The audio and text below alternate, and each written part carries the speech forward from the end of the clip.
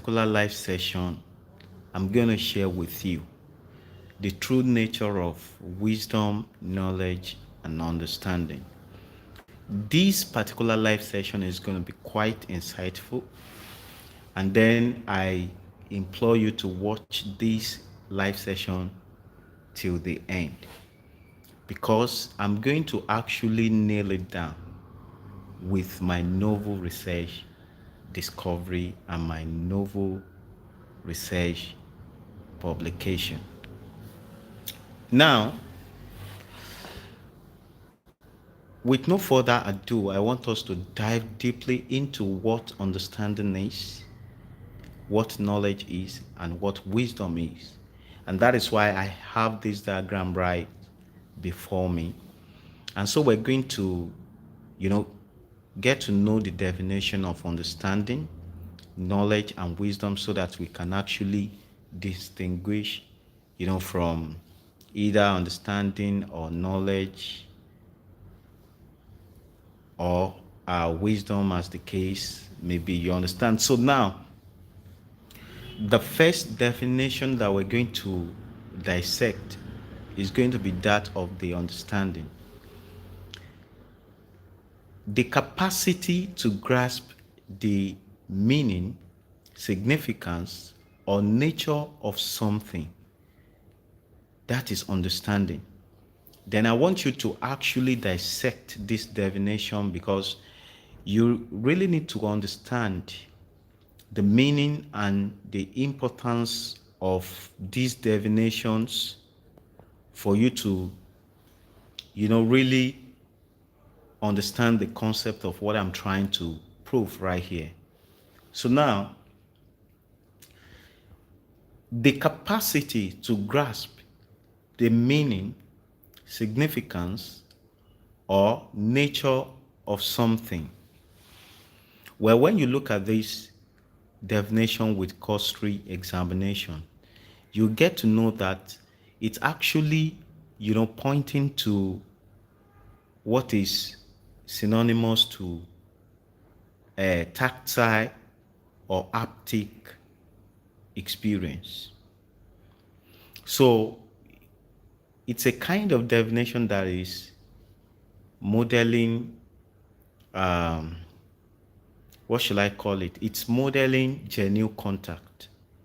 So it's by having a genuine contact with something that you can get to know the true nature of that thing. You can get to know the significance of that thing. So, for instance, if I should just feel this my shirt, I can get to know if it is wool material or silky material.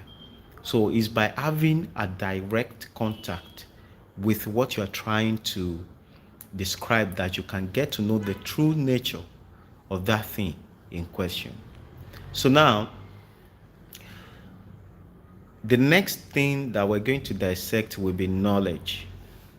Now, knowledge is somehow hard to conceptualize, and it has given, the scientists and philosophers of the past huge problem. And so they have many types of knowledge to describe it. But basically, I have to come up with this definition based on my novel research discovery. And as we, dive deeper into it, you get to know why I have to settle down for this particular definition. So now, knowledge. This is factual or descriptive instantiation of localized information by relativity to ensure position awareness. I'll go through it again. This is factual or descriptive instantiation of localized information by relativity to ensure position awareness. So what this is actually trying to prove is that it is only by having this virtue of localized emergence that we can get to have knowledge of something. Because, for instance, if energy is everywhere just as we have it by having a direct contact with everything. There is no way we can get to know the exact position of such energy, but we can then get to know the position of the energy if we could, have the convergence of that energy into one location. And so we know that we have emergent phenomenon of energy being converged, you understand, for us to have what is known as mass. And by the virtue of mass, we can get to know, position of that particular mass worth based on relativity. So what I'm trying to say is that there is no way you can get to know a location of something if it is not being referenced to another thing. For instance, if you have a spot or a point in the universe, there is no way you can describe such point because it is not being related to any other point. And this is very important for us to really know the true nature of, the mechanics of our universe. So we have this emergence which must instantly be referenced to another emergence for us to have the universe as we have it. For instance, we know there is this Big Bang evolution, or rather let me say Big Bang explosion, and then we have this contraction phase in the black holes. So basically, if we have a point, we can't describe that point because it is not being referenced with any other point. But the moment we have another point, such that we now have this inverse relationship between the two, then we can define the first point as either first point or the past point, while the other would be the future point or, the later point. So this contention of what is being defined has to be, closely related to reference. And by having this kind of relationship, we can get to define and describe things in the universe. So now let's look at what I have next to that, definition. After the dot, then we have no one can know something that is false, even if you believe it to be true. You see, the phenomenon of knowledge is far beyond what we can easily conceptualize. And so, based on these two definitions, we can say what is knowable is within a certain range. So let me give you an instance. Let's say, just the same way one would be on Earth and the person would believe that the Earth is flat. But the moment you travel away from the Earth, then you'll be able to see the entirety of the Earth, and then you will see its true shape.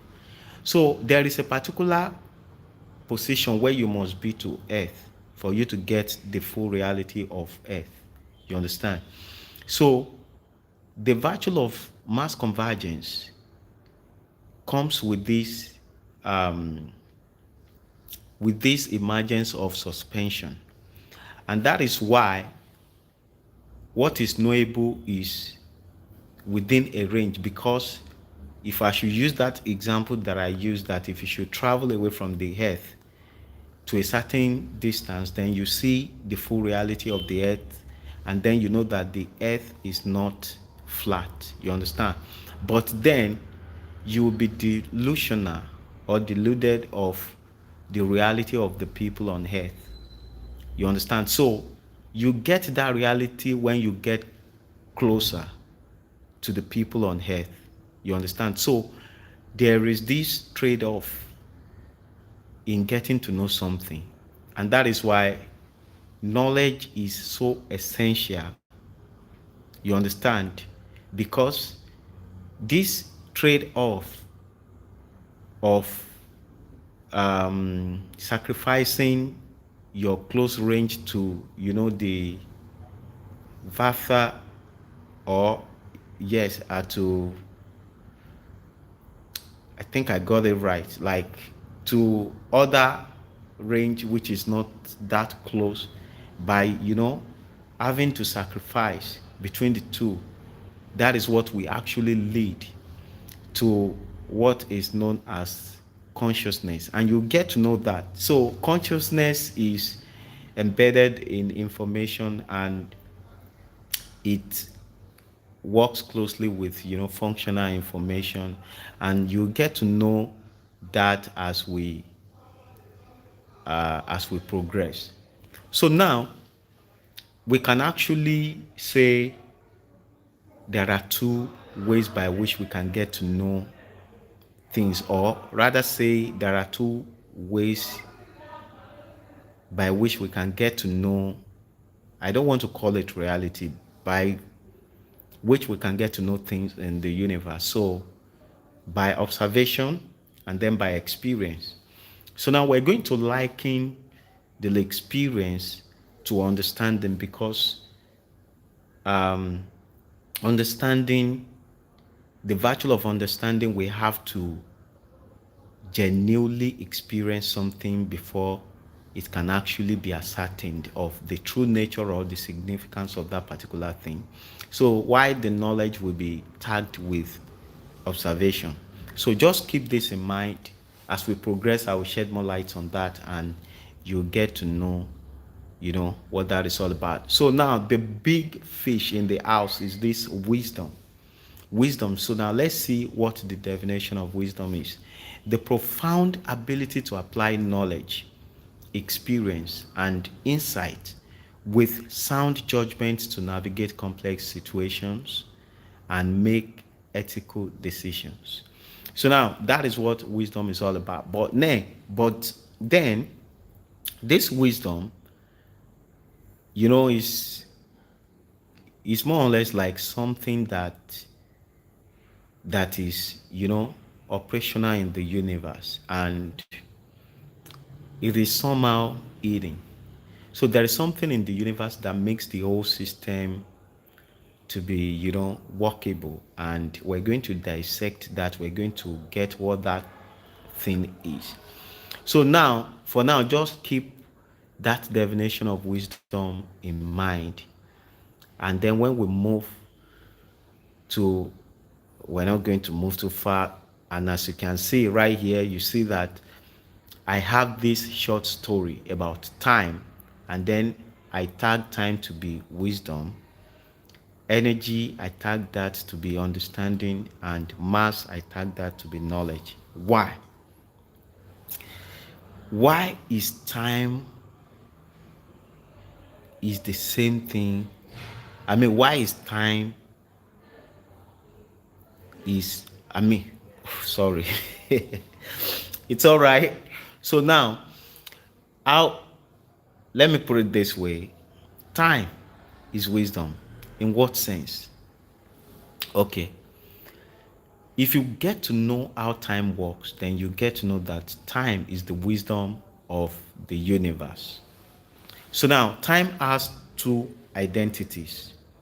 Don't forget that all these things that I'm saying, they are in one way or the other connected to my novel research discovery. So now, time has two identities. The number one identity is that time is instant by default. Please let this rings in your head.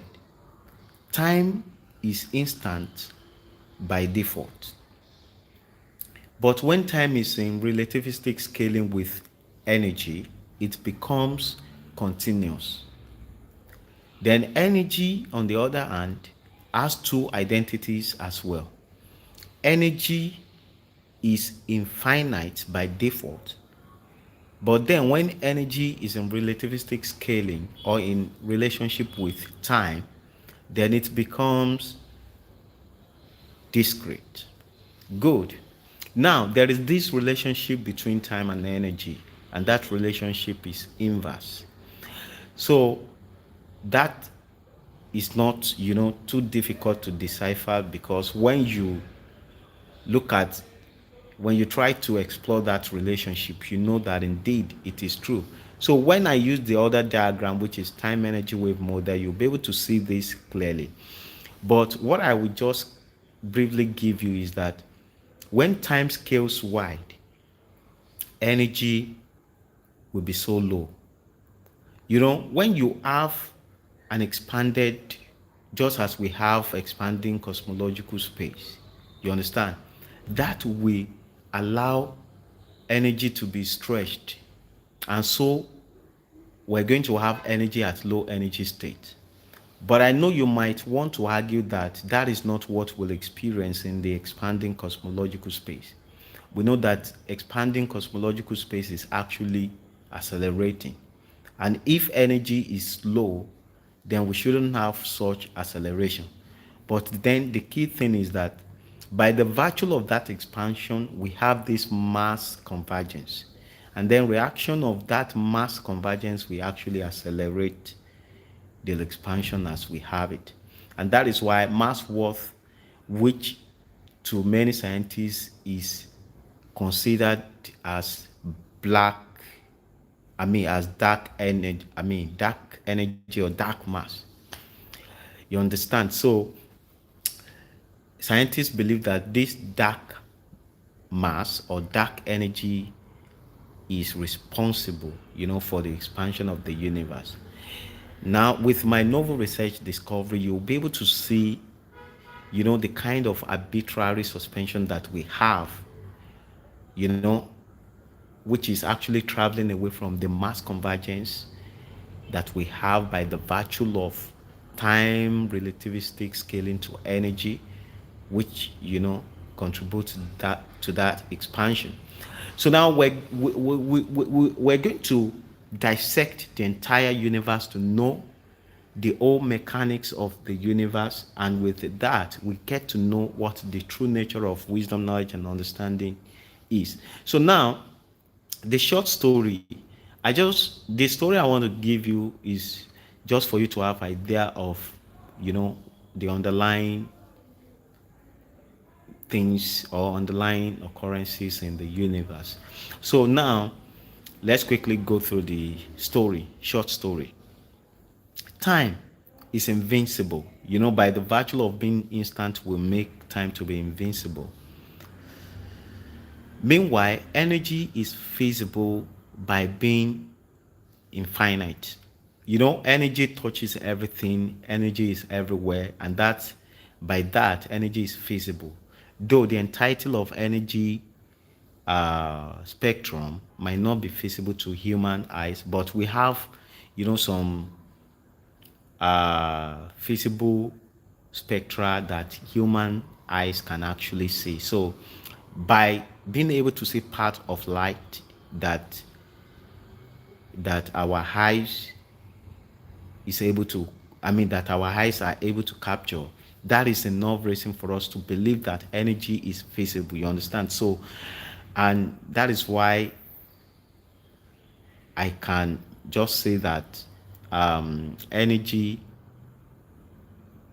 has this default virtue of being everywhere. You understand? So, good. Energy claims to have known everything by having a direct contact, which is the virtue of understanding. But time engages energy in conversation as to why energy is unable to touch its nature in order to understand what it is made up of.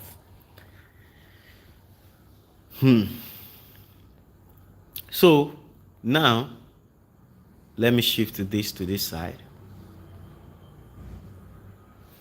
Energy is speechless, and when time is so convinced that energy is powerless, it proposes to swallow energy as the solution through which energy can get to understand time.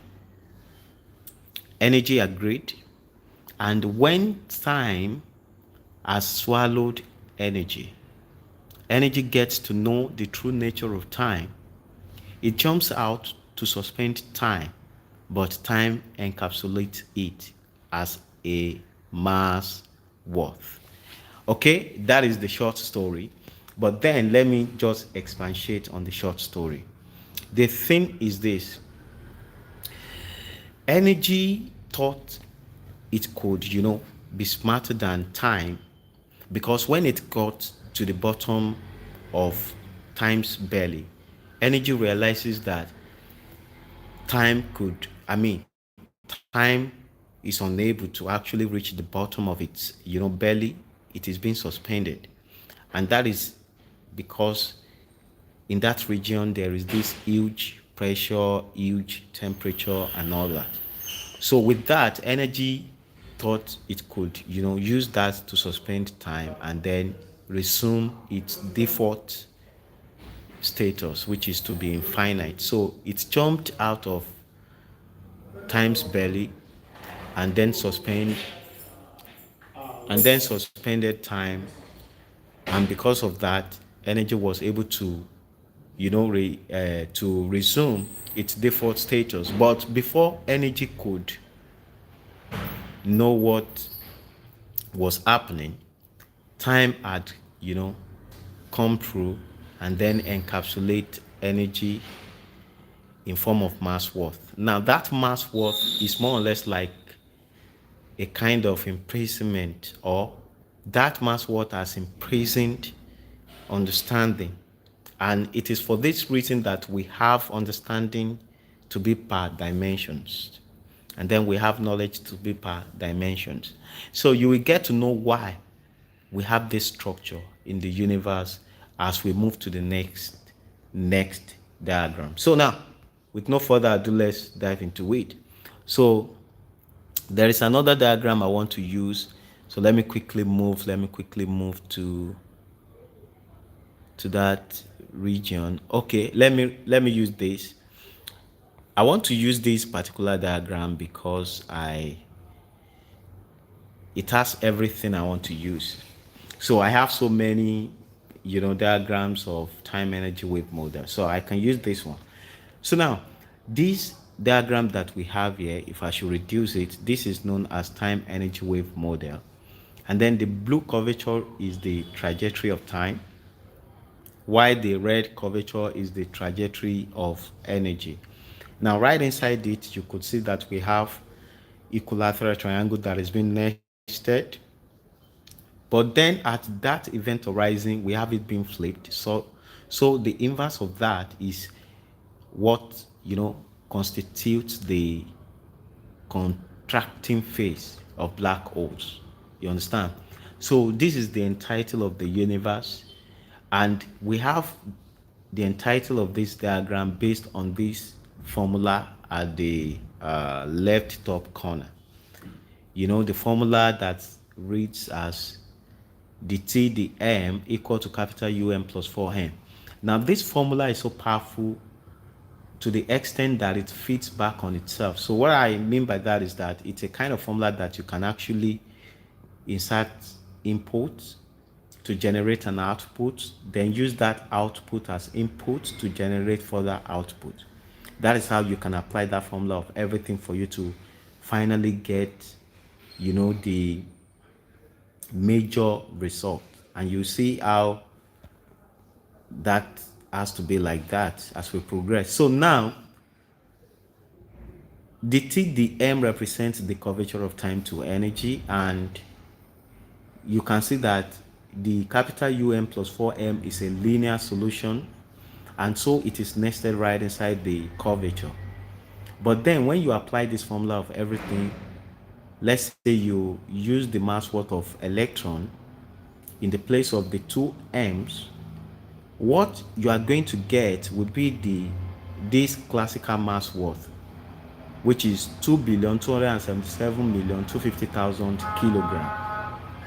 But then if you try to substitute this classical mass worth right inside the formula, just for you to reconfirm the electron's mass worth that you use, don't forget that electrons electron mass worth that is being used is this particular value, which is 9.109 times 10 raised to power minus 31 kilogram.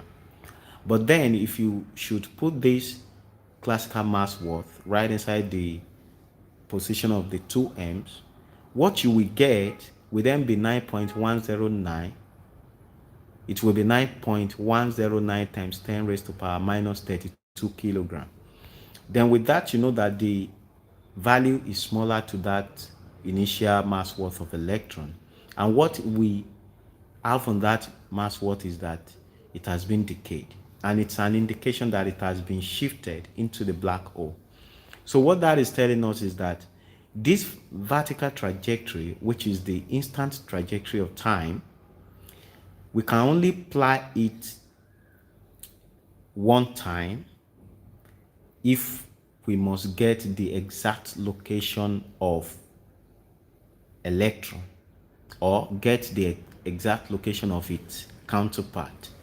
We can only apply it one time, even though we can apply it forward and backwards. You know, at classical level, it is quite impossible to move back in time or to go back in time. But at quantum level, it is possible because particles can actually go forward and go back in time. But then, since we have that possibility at quantum level, then we can apply it forward and back in this case. So now, this vertical trajectory is the instant trajectory of time. And then this dashed horizontal line, that is the infinite trajectory of energy. But then, what I want you to know is this. By substituting this classical mass worth in the formula of everything, you are not going to get the quantum counterpart just like that. What you are going to get is going to be this particular value, which is 5.7 times 10 raised to power 48. By having that value, we know the trajectory is at classical level. But then what we now get to know is that the trajectory is in form of this diagonal trajectory where we have this 5.7 times 10 raised to power 32. So if we then expand this value, which is 5.7 times 10 raised to power 48, if we'll expand it in standard form, what we're going to get will then be the suspension of the quantum mass worth. So the quantum mass worth will be suspended at 31st position. It will be suspended at 32nd position. So then we now realize that the only way we can get to that quantum counterpart is by annihilating the suspended zeros. So then the value we have that is being suspended, it is not 9.109. It is 9,109. That is the value that we have. And then we have, a couple of other zeros. And that is an indication that that mass worth is being suspended. And that is why we have this big blue convergence right at the top here. So now, by the time we draw the diagonal line to where it is being suspended, we're going to have this particular value, which is 5.7 times 10 raised to power 32. So I need to quickly explain this so that you can understand the application of formula of everything. The formula of everything, that is the formula I derived in my research publication. So, and by applying it, I derived this time energy wave model. So I want to briefly explain this and then later go into my explanation of wisdom, knowledge, and understanding. You understand? So now, this blue convergence as we have it, we then need to annihilate the suspended zeros. Don't forget that we are trying to annihilate suspended zeros only. And so the trajectory is going to be vertical. And by so doing, when we annihilate, we're going to put that value, which is 9,109, we divide it by 10 raised to power 32. So when we expand that, it will be 9.109, times 1 all over 10 raised to power, what is it called? Times 10 raised to power 32. So by the time we solve that further, we're going to have it to be 9.109 times 10 raised to power minus 32. And that is how we'll be able to, bridge the gap, the divergence between the classical mechanics and quantum mechanics. But then don't forget that this trajectory, the diagonal trajectory that we have, that is the action of time, in the classical realm. Then we're going to have an inverse of that, which will be the reaction of energy, and that will be symmetric. And that is this red line that we have, which is diagonal. And you can see that is 5.7 times 10 raised to power minus 32. But one thing I want you to understand is this: even though this trajectory is symmetric, there is this inherent asymmetric virtue right inside this trajectory. And so we're going to explore it further. I will use another diagram for us to understand what it's all about. But then you can get to have idea of that asymmetric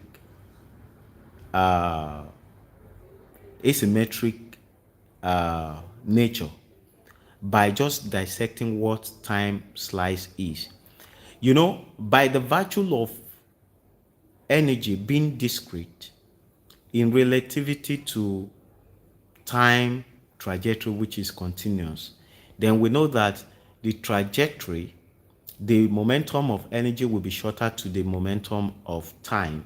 And that is why we have this arrow, which is being, slanted as we have it. And that is time slice.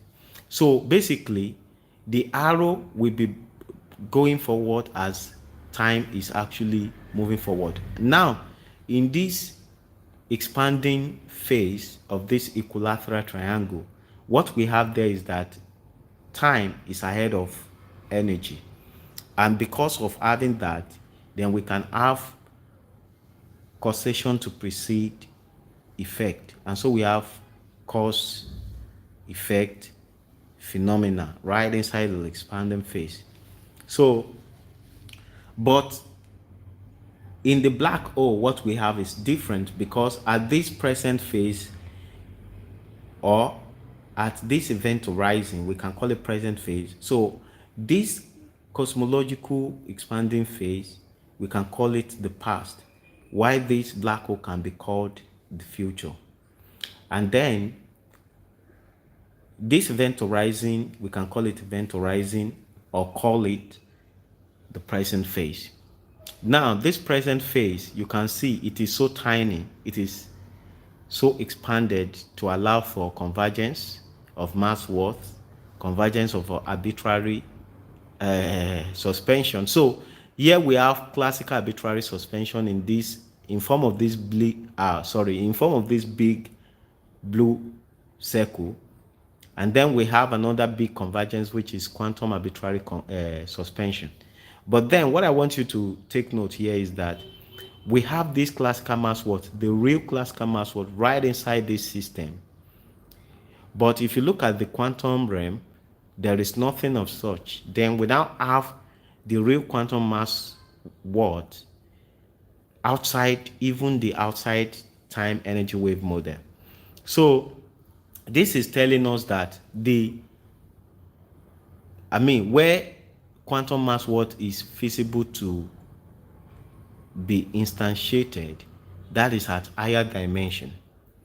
So you understand? So basically, there is no way this substrate dimension, this entire time energy wave model, we can call it 2D, while the higher dimension will be 3D.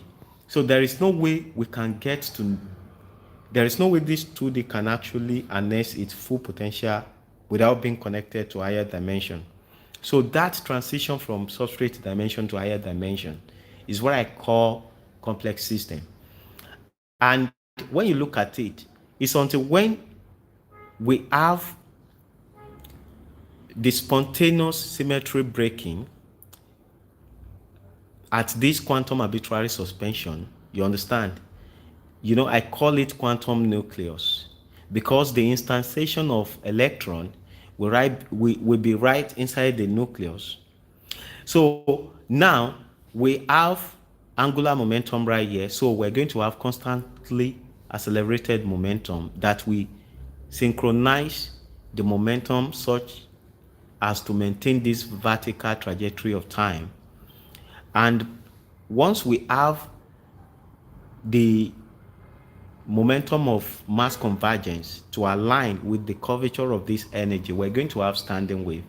It is that standing wave that will be projected into higher dimension to connect to the to connect to the electron of that higher dimension, the electron of the futures of higher dimension, which will be instantly converted to positron, and that will be injected into the system to energize momentum right at this low energy state for us to have momentum towards the core singularity of black hole. That's what we have there.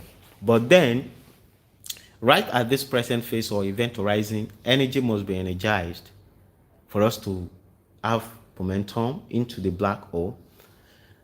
Now, when you look at it, you can get to see that the moment this higher dimensions electron is converted to positron, we're going to have instantiation of electron right inside the nucleus. And what we have there is known as quantum entanglement. And you know that the transmission of information of that quantum entanglement is instant. So it is not phenomenon within the substrate dimension. There we have transiting phenomenon. And that is why the transmission of information is so instant.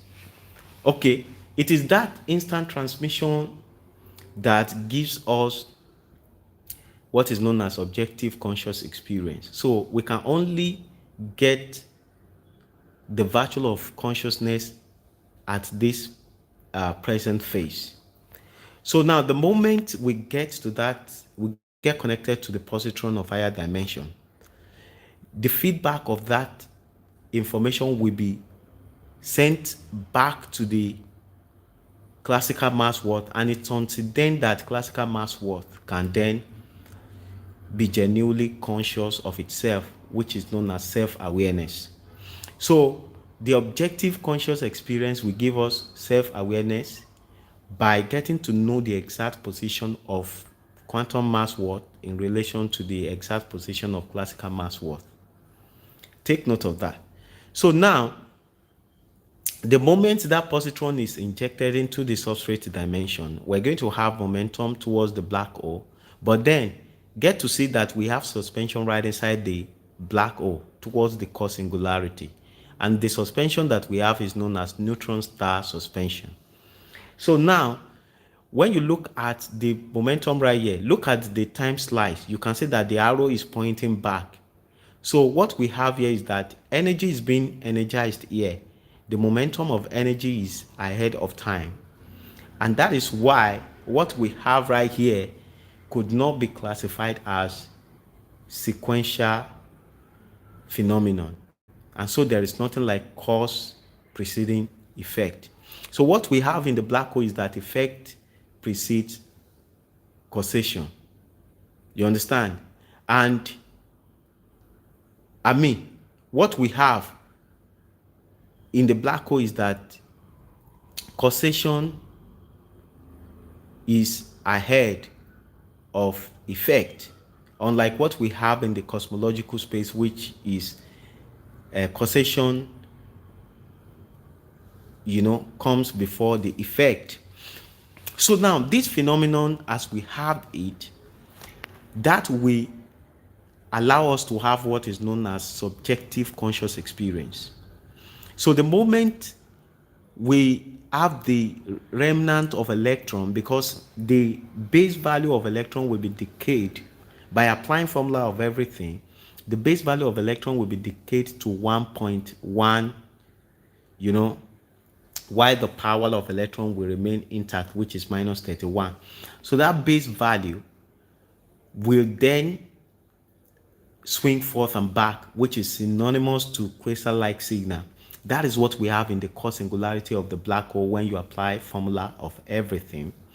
So now, this will now reallocate this classical mass worth to the intersection of this energy trajectory to time trajectory.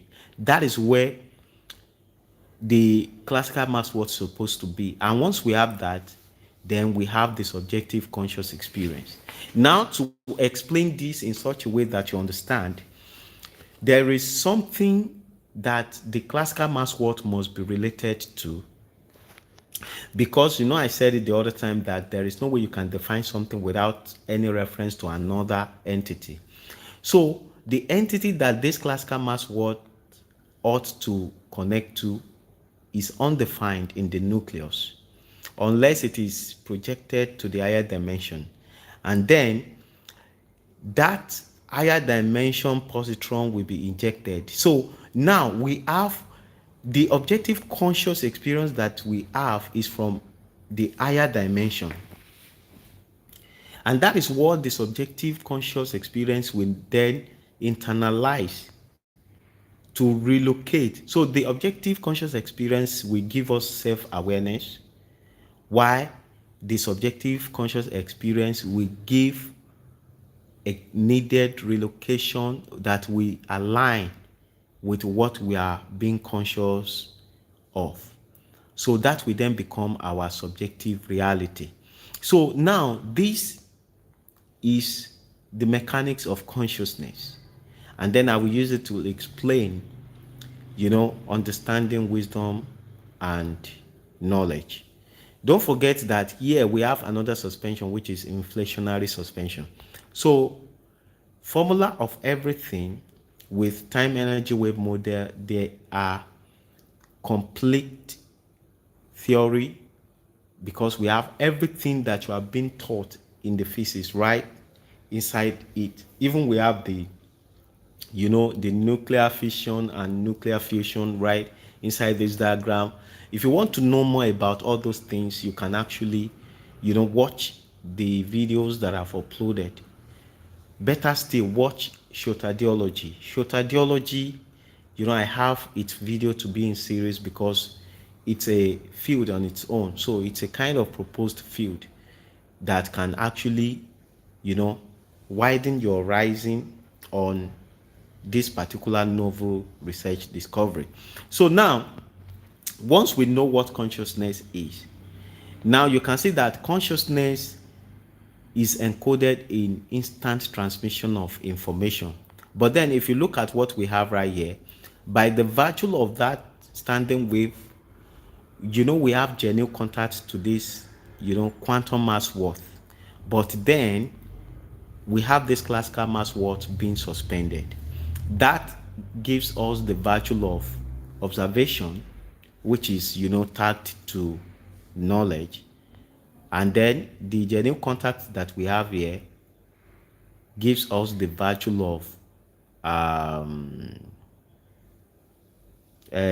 of experience, which is tagged to understanding. So now when you look at this, how can we get to understand something if at one point we have a genuine contact, but at the other point we have suspended phenomenon? But then that is where the consciousness comes in, because consciousness will not have to deal with this suspension or this genuine contact. The feedback of that genuine location of the positron will be transmitted instantly via information. It will be transmitted instantly as information. So basically, information can actually get rid of that trait of what we can call partial uncertainty principle. You know, uncertainty principle says you cannot know the position of a particle and at the same time know its momentum. But what we have here is not to say we don't know the momentum and position. We know the position and momentum quite all right. But the partial uncertainty principle that we have here is for the fact that we have suspension on one side and then we have genuine contact at the other side. So now, this, like I said before, there is a certain distance you must be to an object you are trying to observe for you to have reality of the underlying phenomenon. You understand? For instance, let me give you an instance. If you are so close to your TV screen such that your eyes are touching the screen, you know you cannot enjoy the movie you are watching because you will not be able to see the object, the overview perspective of the object. So you'll not be able to experience the movement or anything, but then you can actually experience, you know, the nature and the texture of your TV screen. You understand? So that is understanding for you. You understand the TV better. But if you move away from the TV to a certain distance where you can, you know, capture the entire motion picture, then you can enjoy the movie. That is the kind of relationship between understanding and knowledge as we have it. So, but then in that story that I shared with you, you know that time was, you know, smarter than energy by convincing energy to be swallowed. You understand? And then eventually time was able to know the true nature of energy, and because of that, time could imprison energy, right? Could imprison energy as mass worth. You understand? So the thing is, by having such relationship with energy, time could understand the entirety of energy, even though as energy could understand the entirety of time. But then time didn't play any trick on energy, but should we say energy caused it by just jumping out of time's belly to suspend time so as to enjoy its default status or something? But then what we see there is that time, ever since that time, has always been ahead of energy to cause for mass convergence. And it is for that reason that we have have knowledge and understanding per dimensions. So what do I mean by that? When you have a child, that child will not know that when the mother is out of sight, it doesn't necessarily mean that the mother is out of the world. You understand? But when that child, you know, is grown to a certain age, then the child will understand that even though the mother is out of his sight, it doesn't necessarily mean that the mother is out of, you know, the world. You understand? Because the mother will always come back, you know, the child will still see the mother. So you can see that as we age, we get more knowledge and more understanding. You understand? And same thing is applicable to intelligence. You understand? So basically, that is the nature of wisdom, nature of knowledge and understanding. But I still want to go deeper into this. But basically, what I want to say, that I want to quickly share with you, is that when you look at this suspension, what we have in this suspension is that energy, right from this singularity to this vertical arrow, I'm actually referring to the left suspension, inflationary suspension now. The energy is ahead of time, and that is why we could have that energetic expansion, you understand? And that energetic expansion is what is called inflationary suspension. But then time was able to actually, you know, move so fast by that virtue of, by that trigger of that energetic expansion, that energy now, I mean, that time is now ahead of energy for us to have, even have expansion, but a kind of expansion that is being facilitated by reaction of mass convergence. You understand? So, and that is why we could have the time slice arrow to be like what we have here. But then, if you look at this suspension, neutron star suspension, what we have there, don't forget that right from where we have this quantum arbitrary suspension to where we have this suspension, we have energy to be ahead of time. So by that virtue, there is nothing like, causation being before effect. So we have effect to be before causation in the black hole. But the moment it reaches this suspension region, then we realize that time is accelerated, is energized right at this suspended area, such that time is ahead of energy for us to have that mass convergence phenomenon right inside the suspended area towards the core singularity. But then don't forget that by the virtue of this instant trajectory of time, we have what is known as spontaneous symmetry breaking right here. And you know what that means? It means that we could have mass convergence. Now, what we have right from this blue big convergence to this red big convergence is known as free fall, which is the classical gravity. But then, right from this red convergence, big red convergence to the curvature of this energy, what we have there is mass convergence, and that serves as resistance to that free fall. But that is so tiny to be seen as something of importance. But then it is right there. So the quantum gravity is this mass convergence resistance to free fall of classical gravity. So in the space where you have astronauts being floating in the space, what you have there is synonymous to this quantum gravity, and it is known as microgravity. You understand? So if you try to get to know that even though you are free fall in the classical gravity, let's say you have a cap on your head, if you should release that cap in the air, you will see that the cap will be suspended to you. That cap will never touch you. It will be suspended, and both of you will be descending at the same speed.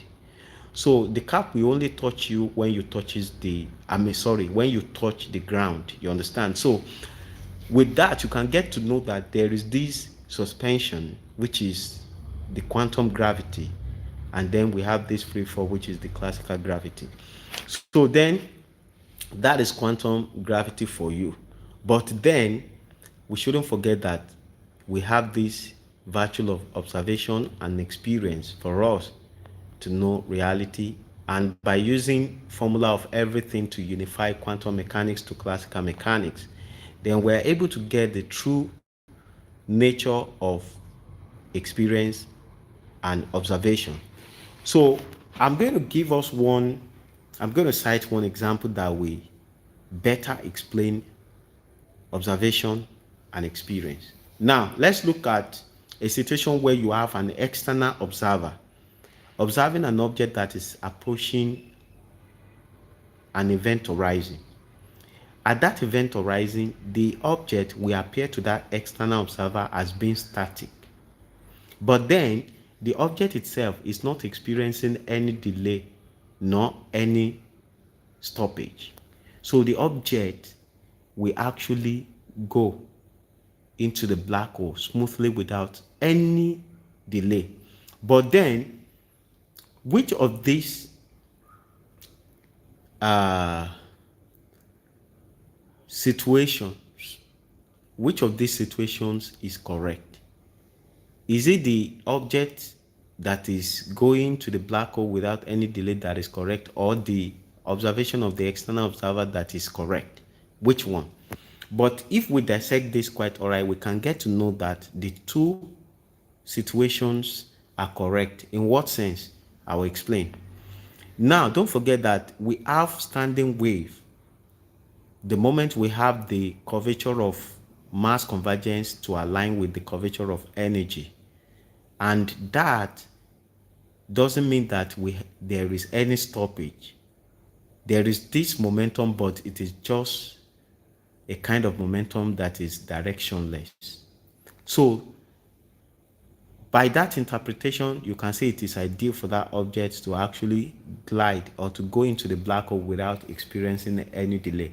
So what that object is experiencing is a reality on its own.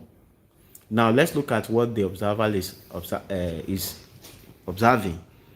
Now we know that by having genuine contact with the quantum mass at higher dimension, that is a genuine evidence of stagnation. You understand?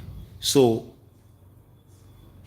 with that, we can say what the observer is observing is genuine because there is this slight break in momentum, and it is only ideal for us to have such slight break in momentum because in the cosmological space we have a kind of field that is propagating outwards, and for that propagation to be converted to a kind of propagation that we propagate inwards, there must be a slight break in momentum for such inversion to occur. So at this event horizon, we have that slight break in momentum. And so now, the field that we have at this event horizon is what I call static and undulating field. Static and undulating. So even though it is static, yet it is not being deprived of momentum. But it's just that the momentum is not directional. So now, and that event horizon is going to serve as the transiting point from the expanding cosmological space into the contracting phase of black holes in the universe. So with that, you can get to see that indeed what the observer is observing is true, based on the relativity to, the object, and what the object is experiencing is also true based on relativity to the external observer. So with that, we can get to know, this virtue of understanding and then the virtue of knowledge. And then we know that the application of time on energy to convert it as mass worth will actually